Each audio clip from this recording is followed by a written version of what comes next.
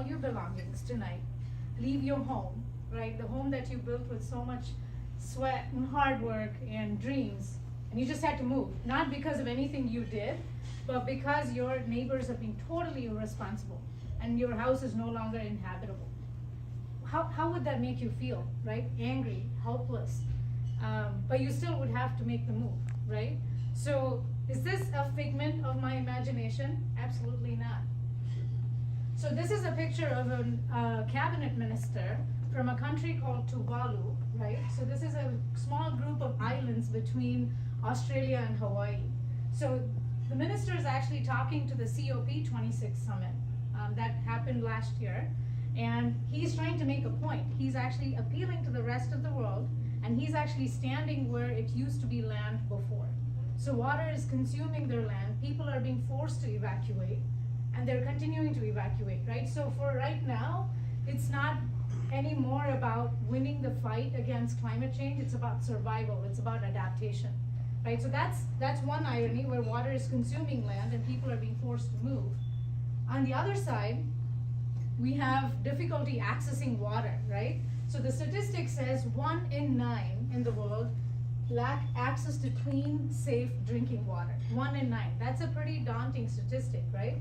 So if we think about it, water and clean, safe drinking water, if you don't have access to that, they're saying that it directly contributes to fatality, because 1 in 10 deaths happen due to diarrhea in the world, which is kind of gross, but it is a truth because people have no access to clean, safe drinking water. So what does that have to do with women empowerment, right? How does that directly affect women? So if you think about it, we just saw, right? So when women don't have access to clean, safe drinking water, in those families, usually women and girls are the ones that are walking miles to go fetch water, right? So that creates unsafe conditions in a lot of countries for these women. So when they're going and fetching water, they don't have time to go to schools. They don't have the opportunity to go get an education. So if they can't get an education, what happens as an effect of that is they don't have a way to have decent jobs, right? So that's an economic concern, and they start to live in poverty. So a lot of people in this world live in poverty, but why is it even more concerning that women and children, especially girls, are living in poverty? What does that do? So when women and girls live in poverty, they become easy access for victims to human trafficking, right? I know it sounds like a giant leap, but that's how the world works. If you don't have access to economic means, you don't have a way to fend for yourself, you become very, very easy victims to human trafficking. So we all have heard about human trafficking before. We know it's a big industry, right? But when people put these statistics in front of you, it kind of shocks you. So we're going to talk about that a little bit. So when you think about human trafficking, about 20 to 40 million people are stuck in the industry of human trafficking. That's a lot of people, right? The whole world population is getting close to 7 billion. So 20 to 40 million people being stuck in human trafficking is quite a bit, right? So think about all the labor shortage we have today, right?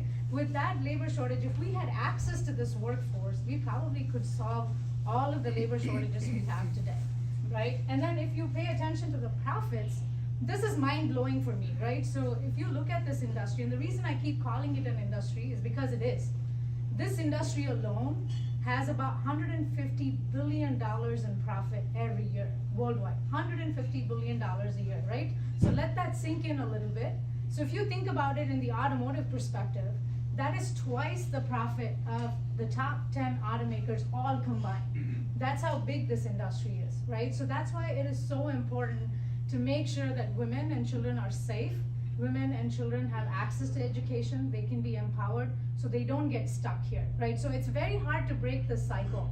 So if we think about the overall statistics of how it's distributed, so it's not, it's a common misconception, it's only women and, girls. Men and boys are victims of child trafficking as well, but the percentage is a lot less. About 70% of the trafficking victims are women and girls. It's not a surprise, but just to put that into perspective, right?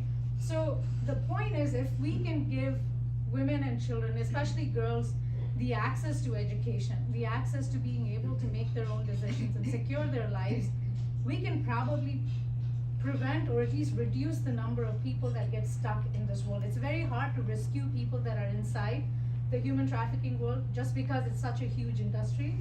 No single person has the resources and the money to go rescue all of them. But if we start taking steps today, we can reduce the number of people that get stuck into this whole ring of human trafficking. Any questions so far? All of you with me? I know it's serious, guys, but it's okay. You know, it is fact. It's kind of a serious subject, right? So the point I want to try to make is, you know, we talked about the climate change impact, right? Water consuming land. You know, the human trafficking industry continues to grow. So there is that sense of urgency that we all need to have. We can't wait anymore. It's not, like I said, it's not about winning the fight against climate change. It's truly about taking action right now. So let's talk a little bit more about sustainability. I know we're talking about women empowerment and how that connects to sustainability, but before we go there, I want to make sure we kind of level set the sustainability definition. So in 1987, the United Nations actually sent out a commission to go do some investigation and come back with a formal definition for sustainability, right? And what's interesting is this commission was led by a female prime minister at that time, which was unlikely during those times, right, in 1987. It was led by Harlem Brundtland. She is the former prime minister of Norway. So hence the name, the Brundtland definition of sustainability. So this definition kind of stood the test of time. So you can read the definition there, but basically what they're saying is if you have to have sustainable development, take only what you need, right? So with the intent to make sure that you're not depriving the future generations the ability to satisfy their own needs. So it's almost like learn from nature, right? So we have all these big trees around us. If the trees started taking all the water they can, we would have no groundwater left, right? So it's almost like learn from nature, take only what you need. And sustainability usually has a lot of attention from an environmental perspective. There's a lot of misconception that it's only about climate change, right? But sustainability is a lot more than just climate change. It is a big piece of it, but at the core of it, sustainability is about creating an equitable environment for everybody that's living on the face of the earth, right? So you want to make sure that, okay, it doesn't show up there. You want to make sure that you create an equitable access for everybody that lives in the society. Yes? Can you use your mic because right now it's... I can. Right there. Oh, it's right here, it's right here. Thank you. Can you hear me okay? Hello?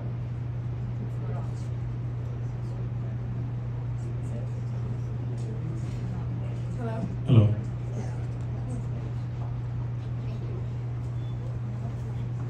Can you hear me better now? Yes. Okay, all right. So, like I said, you know, with sustainability, it's not just about the environment, right? So it's about creating equitable access for everybody in the society to the economic needs and also to the environmental resources. So if we don't consider the social piece of it, we can't attain a true sustainable future, right? So when we talk about society, 40 to 50% of the society's population are women. So without getting women on board, giving them equal access, there's no way we can attain a true sustainable future. Does that make sense so far? Yes. Okay. So I'm not sure if everyone's seen these before. These are very popular in the field of sustainability, right? These are United Nations 17 different sustainable goals, right? They cover the social aspect, the economic aspect, the environmental aspect. So these are fantastic because they give organizations and countries the ability to lay a foundation and gives them buckets that they can focus on to make true sustainable change. But there's something very basic, I think, that's missing from this, right? So in order to achieve any of this, if we think about what is it that's missing, is having a sustainable population, right? So if you don't have a sustainable population, it doesn't matter how much progress you make, you know, in preparing sustainable food, have a lot more access to water. If your population is continuing to grow at an uncontrolled rate, it doesn't matter how well you do in any of these buckets, you'll always be playing catch up. You cannot reach gender parity. You cannot achieve socioeconomic needs for everybody. So why does that matter to our topic today, right? So for population to be sustainable, there's a direct correlation to women's empowerment, right? So women's education and population control, they have a direct correlation with each other. So I'm going to throw up some data. I'm an engineer, so I will throw up data. So, I love data, but I won't bore you with it, I promise. So if you look at the top here, right, you have Nigeria, where you have very low literacy rates for women, right? And the fertility rate is very high, which means how many kids per family or how many kids per woman. So that's really high. But if you come down to Sweden, the literacy rate for women is really high and the fertility rate is much smaller. So that you can see there's a direct correlation, right? So if we have to have a sustainable population, the economists are projecting that you need to have around 2 kids per family. I think it's well known, right? There's a lot of advertisement about having 2 kids, especially in India. We've seen hum do, hamare do. So there's some reasoning behind it, right? So there's statistical projections behind it. So if we can achieve that kind of literacy rates for women, we can achieve sustainable population, which means that everything else becomes even more achievable. So that's why if we don't have gender parity, if we don't have women's education prioritized, we're kind of doomed. We can't do anything else. We'll just be spinning our wheels, right? We won't make actually any progress. Okay, any questions so far? So which chart out of this is considered as the ideal case? So I think, if you go down after like Malaysia, Argentina, anyone that has like about 2 to 3 per family, they're all considered sustainable. Because you need a certain amount of, it's going to sound really bad, reproduction rate to keep the population going, the economy going. But if you have more than 2 per family, it almost seems like the population starts to explode, right? And then you can't have a sustainable growth pattern at that point. So this is per family? Yes. Okay, thank you. Somebody's paying attention to the charts. Okay, so what happens when gender parity happens, right? When we achieve gender equality, what actually happens? Okay, just disclaimer, if you have more than 2 kids, nothing against you, okay? It's your choice. It's your family, your choice, okay? I'm just saying what's good for the society and what's good for the earth. So don't hold it against me here. Okay, so what happens when gender parity happens, right? So if we think about it, when women achieve equality from a family standpoint, from an education standpoint, from their own work standpoint, there's a ripple effect and everybody wins. There's a misconception that if women are given equal access, men are going to lose access to opportunities. It's not a zero-sum game, and we'll talk about that as to why that's the case. But there is a ripple effect and everybody wins, right? So the projections are that if you close the gender wage gap today in the world, if we closed it today, you can increase the overall GDP of the globe almost twice where it is today. And in the US alone, you can increase the capital wealth by $160 trillion if women have equal access to opportunity, if gender parity happens, right? And if female farmers are given the same resources as male farmers, yes, there are female farmers, I didn't know this also, but there are a lot of female farmers that don't get access to resources. 150 million fewer people will be hungry on the face of the earth. To me, that's daunting, right? I mean, we talk about homeless people, we talk about providing, food donations. We don't really need to focus there. If we focus on giving women the resources, we can probably solve all the hunger in the world. And then this is a very popular one, right? So if you are able to provide women with access to education, they start to make their own decisions when it comes to reproductive health, reproductive rights. So if that happens in the true sense, the projections are that we can reduce unintended abortions, unintended pregnancies, and maternal deaths by almost 75%. And that, even if it doesn't appeal to people's humanity, it should appeal from a cost standpoint, right? That's how much less burden there is on the healthcare system if we can achieve that. And if we can do all of that, society gains overall because now your income level as a society has gone up, right?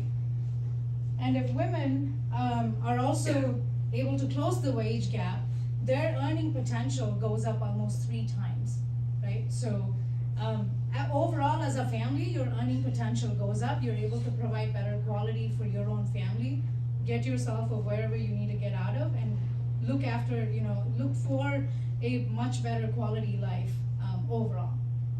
Okay, everybody with me so far? Yep.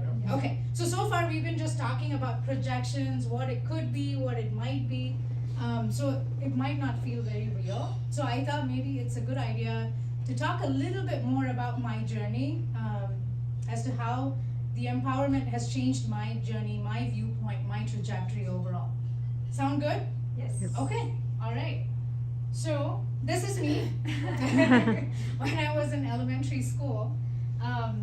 And I know you can't see it, but I started my schooling life in a very, very small village in Tamil Nadu. Very small village. Not a lot of, education resources and stuff like that. My dad was working in a factory, so we didn't have a lot of established school system and any of that, right? So when I left this place, after about 5 years in that place, my family moved to Chennai. What place? Kagidapur, near Karur, right? So very small village. So when we moved to Chennai, I still remember the first day I went to school. So my dad enrolled me in this big school, and they said, okay, new girl, introduce yourself, right? So it's almost like I stand up and I'm like, my name is Ashwini, my father's name is this. And I thought I was doing a real good job. And by the time I was done, everybody broke into a laughter. Because apparently my English was horrible. I couldn't actually speak a full sentence of English all put together, right? I know as a child, when you tell your parents, it doesn't seem like a big issue, but for me, it was humiliating, right? So at that point in time, I told myself, never ever again am I going to be in that situation where I let people put me down, I let people humiliate me. So I took it upon myself to go talk to my teacher, and she's the one who installed the habit of reading in me. So I started reading voraciously, and in 2 years I was able to get on the debate team. Whether I won or not all the time is a different story. That's a different day's speech. But I was able to get over that initial fear, initial humiliation. But it taught me a very important lesson, and we'll get to that just in a minute. So my parents thought, okay, she handled this one okay, right? I didn't complain, I just did what I had to do. So then we moved to Mumbai. Now let's learn another new language. This was all in a matter of 2 years. And again, in another year, we moved to Madras back again, and then to Trichy, and then Erode, and in the mid somewhere we moved to Hyderabad as well. So I was moving every 2 years, right? And all of you are mostly from India, so there's a new language, there's a new cuisine, and every 2 years it didn't matter if I had started school already or if it was the middle of it, we moved, right? So that first move was really torturous. It was hard because I left my friends behind. It was really, really hard. But what happened after that is it taught me something very, very important. Now when I reflect on it, I didn't understand it then. But every time I moved, right, it pushed me out of my comfort zone, completely out of my comfort zone. But I was able to thrive, right? I was able to survive. I actually did really well in most of the schools, maybe except for one. But most of the schools I did really well.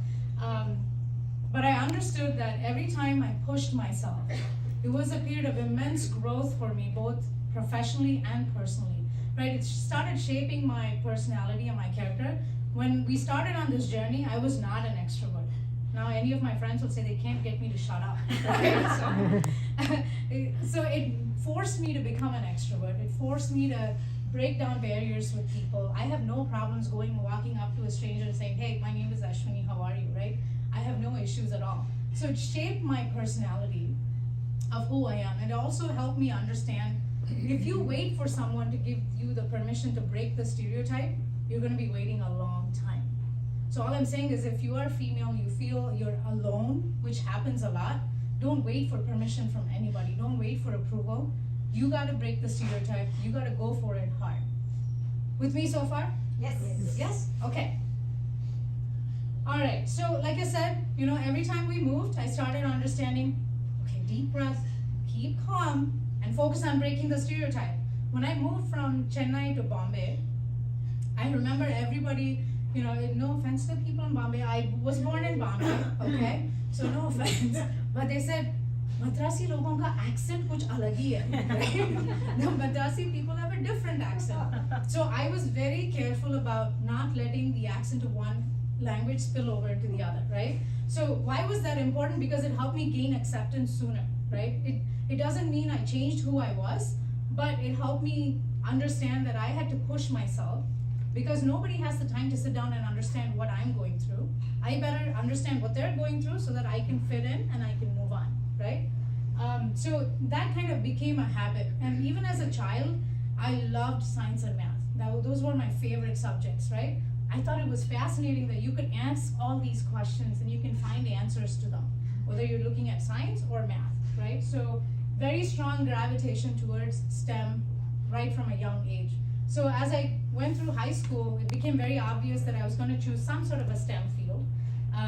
So the two options in India, right, all of you know, if you're doing STEM, they're either medicine or engineering. Otherwise, you're not worth anything, right? The medicine option quickly faded away because I didn't have the right amount of scores to get into any medical school. So the next obvious choice was engineering.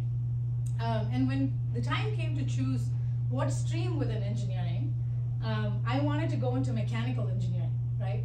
I like to work with my hands, I like to touch and feel stuff.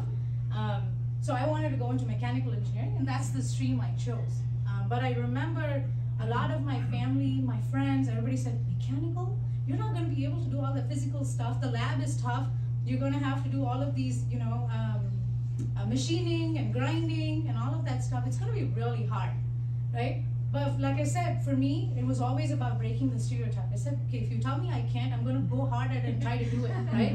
So I went through mechanical engineering and I actually really, really loved it, right? I'm so glad I picked the stream and I did not cave into pressure from the outside. I absolutely loved it.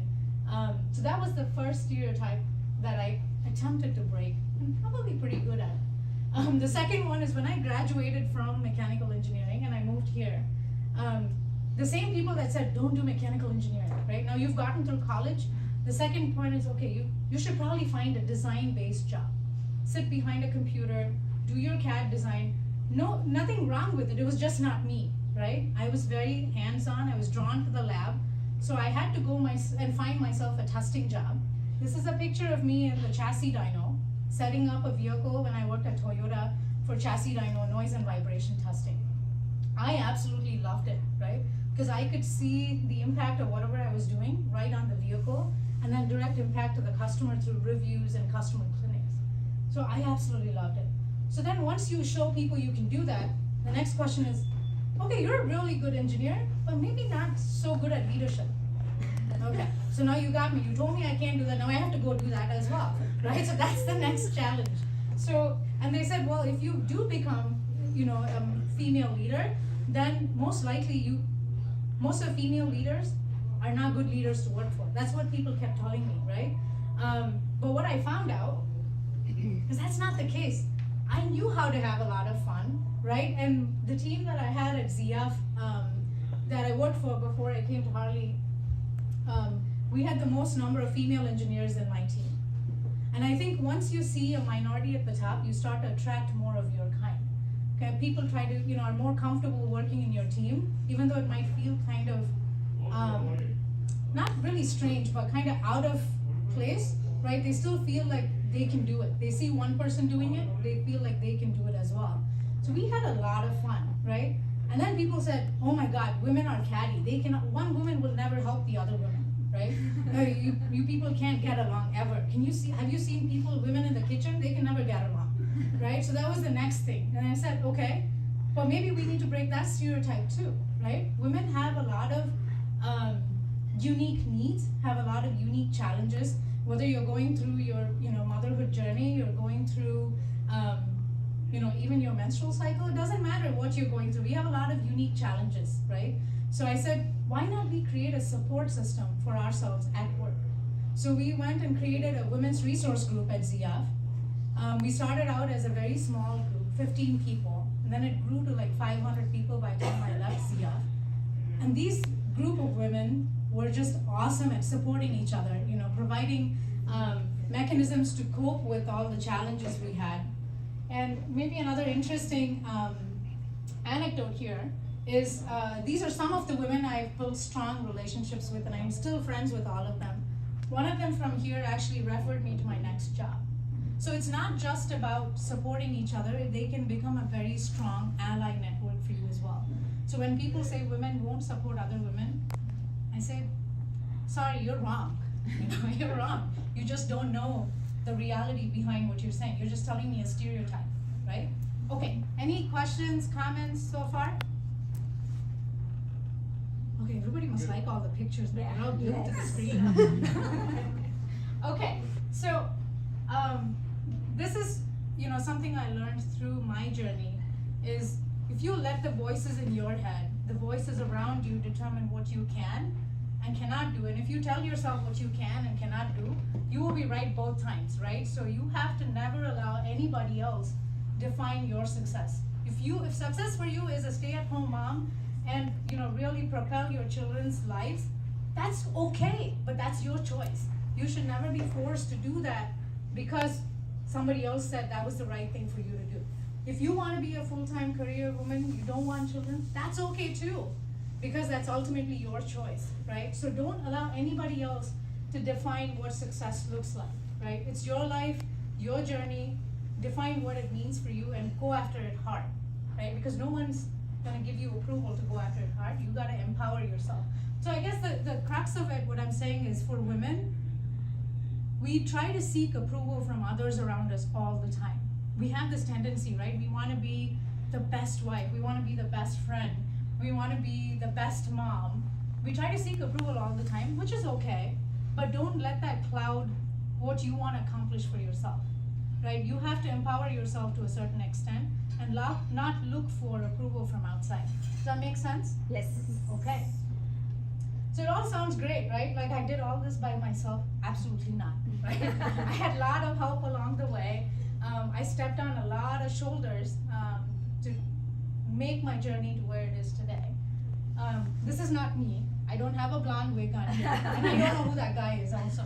This is just a representation to say we need the men, right? We need the men to be our allies if women have to succeed. So I wanted to share the strong allies that I've had in my life with hopes that you'll spread the word, you'll do what is right for the women around you as well.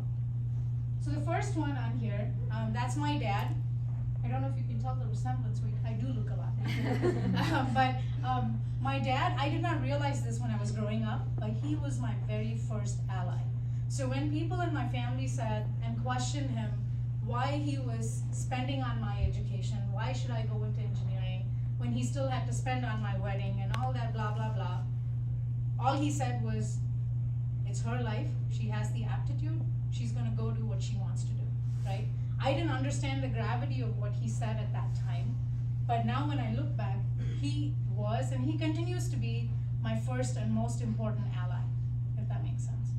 So I know my dad's not here today, but I will play this back for him so he can the next ally I want to talk about is when I went into mechanical engineering. I'm sure if, especially in India, it's not a very usual stream for women to choose, right? So you're usually the minority. And in my 4 years of college, engineering college, I was one of 2 women.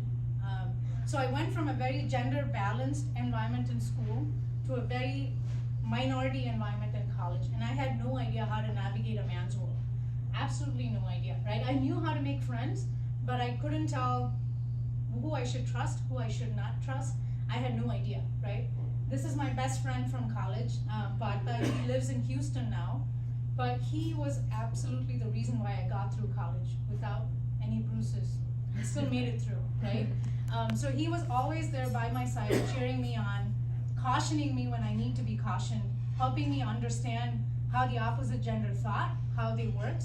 And even today, I sent him an email saying, hey, I'm gonna use your picture, are you okay? He's like, what sort of nonsense question is that? You should absolutely do it, right? So he's still cheering me on, even though I don't get to see him a lot, he's still cheering me on from the sidelines. And then the next most important ally, and the longest ally in some sense now, is my husband Ravi. He's here in the crowd. Yay! When I got married to him, I was really young. He was young at that time too, guys. I was really, really young. shape they wanted to, and I probably would have listened to. I was very impressionable at that age. But in our marriage, it has never been about who listens to whom, right? It's always been a very strong partnership. He's always let me stand shoulder to shoulder with him. I know it's physically hard, he's much taller than I am. But in the real sense of saying, you do what you have to do for your career, for your education. Treating my career as important as his, treating my decision-making process, my inputs as important as his. And without an ally like that, it's hard for married women to move forward to achieve their dreams. These all people are my friends, my family, right? And then the invisible ones on here that are not on here, they're not male allies, but my kids as well. We forget them all the time. They're here as well today. Yeah. But the kids, even though they're a lot of work, they're absolutely a blessing, right? So they have to be understanding as well.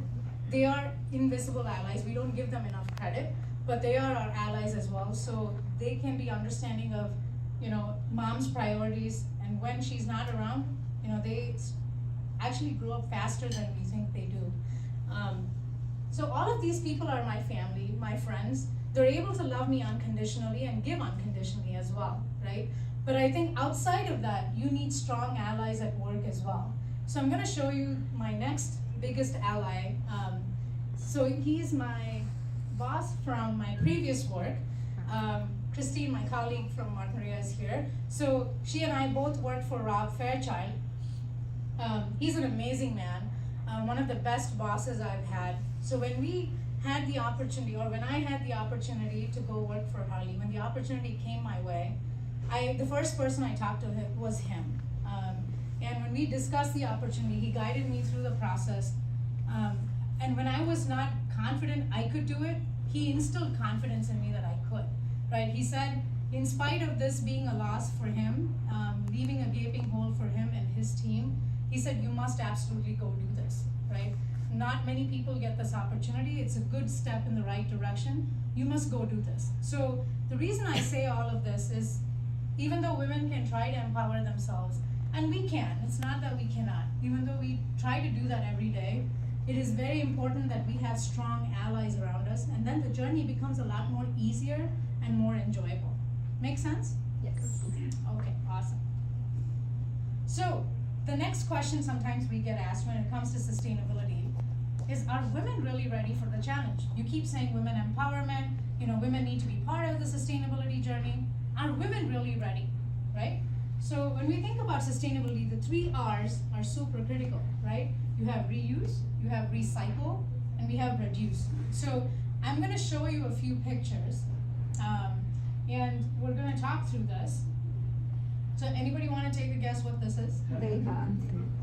Curd rice. Yogurt rice, yes. What about this one? Upma. Upma, it's not any upma, it's idli upma. What is this? Oh, rotla, made from leftover rice. And this is? Badam, yes.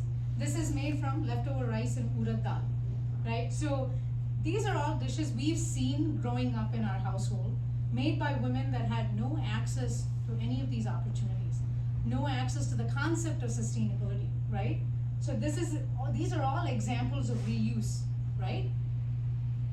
This is also something we all have seen, right? These are garments that are made from your mom's sari into your gown, into your salwar. So nobody taught them how to do this, right? Women kind of inherently have this. So this is recycling. And then this one is rice and lentils soaked in water. I've always seen my grandma and my mom do this, right? Even my mother-in-law as well. So if you ask them why they do this, they tell you, if you soak rice and lentil in water for about 20 minutes, you can take less time to pressure cook it. It takes less amount of gas to cook it, right? Yes. So the reason I'm showing you all this is, even the women that did not have access to formal education, that did not have access to any of these concepts about sustainability, they inherently can think of reuse, reduce, and recycle. So why would we not tap into those aspects, right? So think about what the unlocked potential looks like if we give them access to all of those opportunities. You can just take the sustainability journey on an exponential growth curve, right? So I'm a big fan of real people like us taking small steps every day to make tangible change, right? We have policymakers, we have organizations committing to DEI, carbon neutrality, all of that is great, but what can we do today as real human beings to move the needle? So the first one I want to propose is reject the binary, right? I know these are common terms, but don't say mankind, we're all human beings. Let's use gender neutral terms like humankind, right?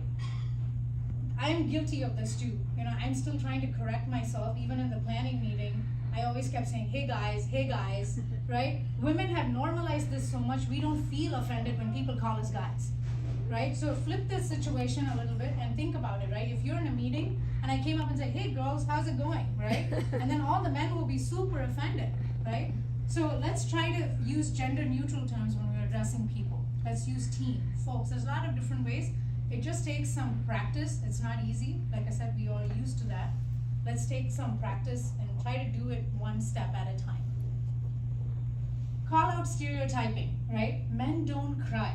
Why shouldn't men cry? No, don't cry like a girl. Why shouldn't men cry? Men are part of the humankind. They have emotions. It's healthy for them to cry. There's a lot more mental depression when it comes to men because they keep everything on the inside because they feel it affects their image. They're not given permission to do so, but they should be. They should be allowed to cry. You know, men are messy. I think that's just simple excuse for not picking up after yourself. I'm sorry. There is no excuse for not picking up after yourself. Women are emotional. Yes, of course women are emotional, right? So, you know, our hormonal changes work very differently than men. So there is a little bit of, you know, yin and yang going in there sometimes, but so are men. Like I said, we need to give men permission to be emotional as well. This is my favorite pet peeve, when people say, oh my God, I can't work for a female boss. Most of them are so bossy. I've seen this in my extended family as well, right? So my counter to that is, how many female bosses have you actually worked for? Usually it's one or two, right? And then you ask them the question of how many male bosses have you worked for? Maybe in the double digits. So the next question is, were all the male bosses super fantastic? Probably not, right? So there are only good and bad bosses, no bossy females. So let's take that vocabulary out, right? This is probably another big thing we can do on a personal level, is to help encourage a gender equitable home, right? If you are married, if you have a significant other, share the load, share the care. There are no gender neutral rules when it comes to changing the diaper, loading the dishwasher. From experience, I can tell you, you will have a much better, happier marriage, right? You're supposed to say yes. Teach all of your kids life skills, right? All of them. Picking up after themselves, taking the dirty plate and putting it in the sink is not just the job of the daughter. The son needs to do it too. And then the most important of them all, it's so heartwarming to see so many men come out here today. If you can be an ally, I will tell you it would be super appreciated, right? So if you are female or male, it doesn't matter. Don't tolerate sexist jokes. Don't tolerate objectification of women. I have done this when I was in college in an eagerness to fit in, but it doesn't help me. I'm degrading myself, right? So it doesn't make you any cooler if you tolerate any of this. So teach your sons, teach your kids not to tolerate any of this, right? Don't allow women to be interrupted. This is another thing that really bothers me. Like whether it's at home or whether it's in meetings, if you see women being interrupted, say something, right? Let her finish her point. I think she has something important to say. I cannot tell you how far it goes in boosting someone's confidence, right? Another favorite one of mine. So when women take a break to go on maternity leave, right? Usually, it's including me, my bosses, usually the question they asked is, are you gonna come back part-time? Come back full-time? What kind of job do you wanna do when you come back? So my point is, why is that even a question, right? We need to change the narrative around it. We need to be asking, how can we help to ensure your return to work is seamless? How can we make sure that happens, right? So if we don't change the narrative, women will always feel this sense of over gratitude towards workplace that is flexible, right? I had a couple of female engineers that we met from my department last week for International Women's Day, and a couple of them said, I am so grateful that, I have this flexibility. I can work part-time, I can work 32 hours instead of 40 hours and still keep my job. My only response to them is, be appreciative of the flexibility you have. Nothing wrong with that, absolutely fine. But don't over gratify the situation, because that's how workplaces are supposed to be. Fortunately or unfortunately, physiologically only women can bear children, right? So we have to take that break because it's exhausting. I've had colleagues that said, wow, it must be nice to have a 12-week vacation. And I'm like, you want to come take care of my child at home and change diapers? Be my guest. It's no vacation, right? So let's try to change the narrative around how we view these breaks. So our ultimate goal, right? What's our ultimate goal? So we want to make sure that every woman can determine her own choices without being pressured by how she's going to be perceived, how it's going to affect her relationships around her. Has access to opportunities and resources. This is one of my favorite ones, because every time we talk about women empowerment, people think we're asking for special treatment. People think we're asking for reservation. We're not. We're just asking for equal access to opportunity. We're equally willing to work hard. We're competent enough to get those positions as well, right? So let's not misconceive what that is. And then, this is very basic, but this is very strong. We want to make sure that every woman can be treated as an equal fellow human being. That's at the crux of it, is what we're asking, right? So, here's to all the strong women that you all know, right? Let's make sure we celebrate them. May we know them. If you know them in your lives, your wives, your friends, your sisters, your moms, your colleagues, make sure you celebrate them and their accomplishments when you see it happen. Maybe be them. This is about not waiting for approval. Empower yourself as well. Because sometimes nobody else can help you other than yourself. When you're in the ditches, sometimes people don't have time, right? So maybe be them as well. And maybe raise them, right? Let's set an example, whether you are the dad or the mom or the uncle or the friend. Let's help raise strong women as well. Okay, let me try to play this. So we talked about all of this, right? So this is an example of what can truly happen if girls are empowered, if they have access to opportunities. So this is a speech from a girl that spoke at the COP26 summit about global warming and climate change.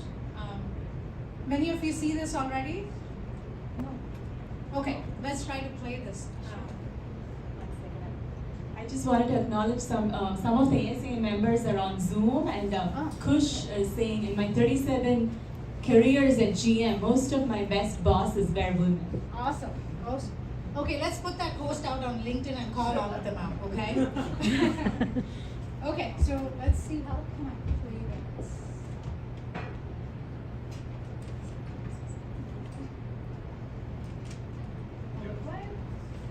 Yeah, maybe also the mouse to